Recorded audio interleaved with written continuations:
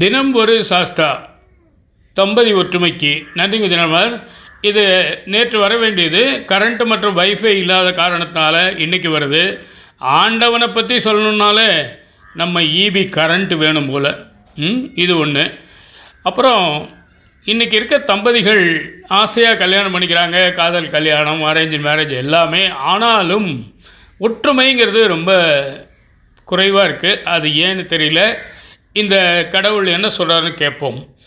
காஞ்சிபுரம் மாவட்டம் நெல்லுக்கார தெருவில் உள்ளது கச்சபேஸ்வரர் கோவில். இங்கு அருள் புரியும் தர்மசாஸ்தாவை வழிபட்டால் தம்பதி ஒற்றுமை உண்டாகும்.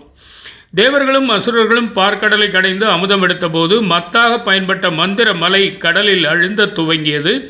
இதனால் திருமால் கச்சபன ஆமை வடிவெடுத்து இத்தல சிவபெருமானை வேண்டி மலையை தாங்கும் சக்தியை பெற்றார். இதனால் சிவபெருமானுக்கு கச்சபேஸ்வரர் என்ற பெயர் உண்டானது.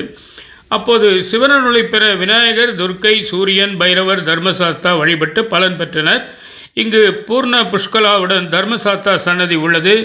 உத்திர நட்சத்திரத்தன்று இவருக்கு அர்ச்சனை செய்தால் விருப்பம் நிறைவேறும். காஞ்சிபுரம் பஸ் ஸ்டாண்டிலிருந்து 1 கிலோமீட்டர். நேரம் காலை 7 மணி முதல் 12 மணி வரை, மாலை 5 மணி முதல் 8 மணி வரை. வாருங்கள், வந்து அருள் பெறுங்கள். தம்பதிகள் ஒற்றுமையாக இருங்கள். இருக்கும் காலம் கொஞ்சம், ஏன் அதை செய்ய வேண்டும் வஞ்சம்.